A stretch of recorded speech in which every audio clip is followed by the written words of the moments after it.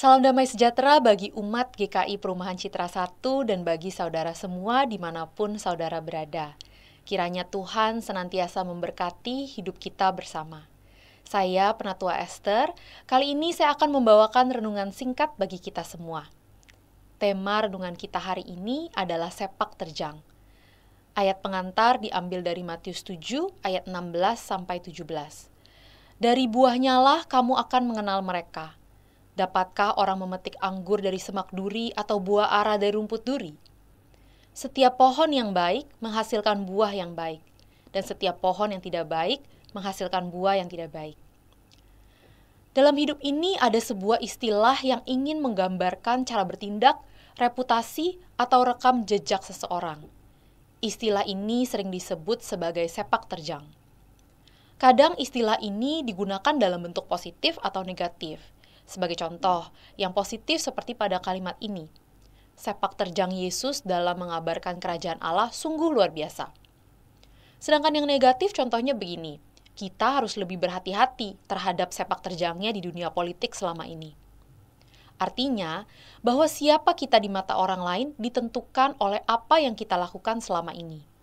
Apakah membawa nilai positif atau justru membawa nilai yang negatif? Semuanya tergantung kita menjalani hidup ini seperti apa. Matius 7 ayat 16-17 menjelaskan bahwa seseorang itu originnya atau aslinya kelihatan dari buahnya. Buah yang dimaksud adalah hasil dari apa yang orang tersebut pikirkan, katakan, dan lakukan. Jika kita hubungkan dalam hidup rohani kita, bisa dijelaskan bahwa sejatinya kita yang telah mengenal dan menaruh iman kepada Kristus seharusnya menghasilkan buah yang baik. Sebab Kristuslah yang menjadi inspirasi kita untuk berbuat seperti dirinya. Kristus juga yang telah menyelamatkan kita, sehingga perbuatan baik dalam kehidupan sehari-hari adalah ucapan syukur atas kasih karunia keselamatan yang Ia berikan. Lebih lagi disebutkan bahwa Allah kita adalah kasih. Jadi jika pohon kita adalah Kristus, maka mewujudkan kasih dalam hidup sehari-hari merupakan gambaran dari buah di mana pohonnya adalah pohon yang baik. Maka bisa disebutkan bahwa berbuat kasih adalah nature kita sebagai orang Kristen. Dan nature itu sudah semestinya tampak baik sebagai gereja, keluarga, komunitas, maupun sebagai individu. Pertanyaannya, sudahkah kita melakukan semua yang baik dan mengikuti apa yang menjadi keinginan Kristus dalam hidup ini? Saya yakin kita semua masih terus berupaya untuk melakukan apa yang terbaik baginya. Dan tentu saja, hidup pasti penuh kejutan dan tantangan. Ada yang mudah, tapi juga ada yang susah. Tapi untungnya Kristus selalu memberikan kita nutrisi untuk terus bertumbuh dan menjadi kuat. Jadi, mari kita berjalan bersama memberikan yang terbaik untuk Kristus. Perjalanan hidup itu nanti yang akan membuat orang lain menilai kita. Apakah kita buah yang baik atau justru menjadi buah yang tidak baik walaupun sudah percaya kepada Kristus.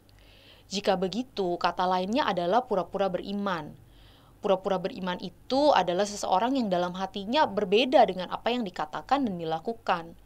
Sebab semuanya hanya drama atau kepalsuan. Pasti kita semua tidak demikian.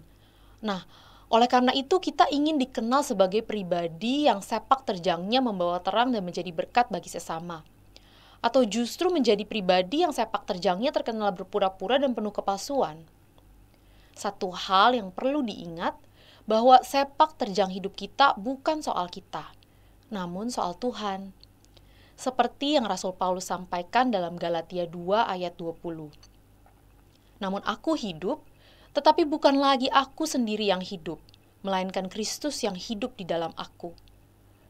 Dan hidupku yang kuhidupi sekarang di dalam daging adalah hidup oleh iman dalam Anak Allah yang telah mengasihi aku dan menyerahkan dirinya untuk aku.